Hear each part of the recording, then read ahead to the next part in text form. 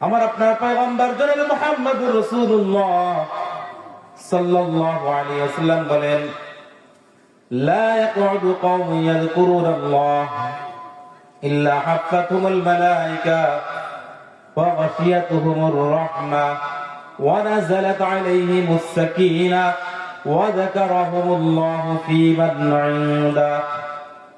হাদিসের অর্থ লম্বাভাবে বলতে গেলে সময় যাবে। যে কথা বললাম হাদিসের মধ্যে ওই কথাই বলা হয়েছে। যেখানে আল্লাহ রাব্বুল আলামিনের কোরআন হাদিসের আলোচনা করা হয়, চারপাশ থেকে ফেরেশতারা বেষ্টন করে রাখে। আল্লাহ রাব্বুল আলামিন ওই সকল বান্দার প্রতি ওয়া নাযালাত আলাইহিমুস সাকিনাহ, তাদের প্রতি আল্লাহর পক্ষ থেকে বিশেষ রহমত আল্লাহ রাব্বুল আলামিন বর্ষণ করতে থাকে। সুবহানাল্লাহ। এখন বাহিরে বসে আওয়াজ শোনা যাবে, আলোচনা শোনা যাবে, কিন্তু এই মাঠে থাকলে যেই ফজিলত, যেই রহমতের ভাগীদার হওয়া যাবে, এটা বাইরে থাকলে যাবে যাবে না।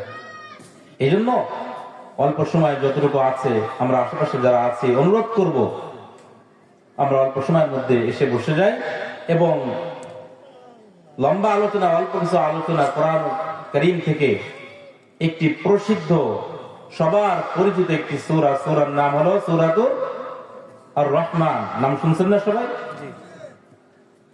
অযথা আলোচনা করে বা গল্প বলে কেরাতের খান দিয়ে কি করা, গান গাওয়া, গজল গাওয়া, গল্প গুজব করা, হাসির তামাশা করা, এটা বলে আমি সময় নষ্ট করব না। সময়ের বড় দাম আছে। সময়ের বড় কি দাম, অনেক দামি সময়গুলা। কেমন দামি? একবার যদি আমরা বলি সুবহানাল্লাহ, বলেন তো একবার সুবহানাল্লাহ, কত সময় লাগে? একবার 1 সেকেন্ড সময় লাগে সুবহানাল্লাহ, তাই না? এই 1 সেকেন্ড সময়ের কত দাম? পরকালের হিসাব যদি করা হয়, এই 1 সেকেন্ড সুবহানাল্লাহ বললে আল্লাহ রাসূল বলেন জান্নাতের মধ্যে একটা গাছ আপনার নামে লাগানো হবে। কয়টা গাছ? ওই গাছটা এত বড়, যেই গাছের ছায়া একবার ঘুরে আসতে একটা দ্রুত গতির ঘোড়া যদি 500 বছর পর্যন্ত দৌড়ায়, ওই গাছের ছায়া শেষ করতে পারবে না। এই যে সুবহানাল্লাহ বলছেন না, একটা গাছ লাগানো হয়ে গেছে। সুবহানাল্লাহ।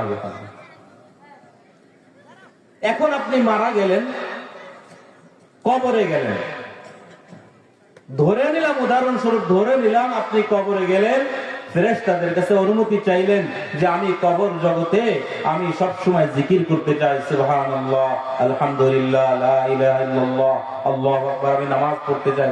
উদাহরণস্বরূপ বোঝানোর জন্য বলছি, আগে বললাম।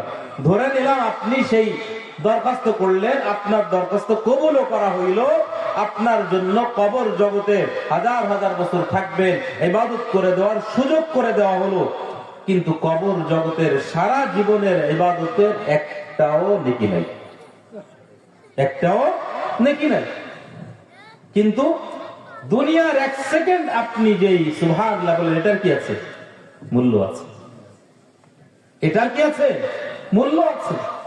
এই জন্য অযথা সময় নষ্ট করবো না। কোরআনের আয়াত পড়েছি, আল্লাহ যদি তৌফিক দেন, আপনারা যদি একটু সময় দেন, সহযোগিতা করেন, সময় দিবেন তো ইনশাআল্লাহ।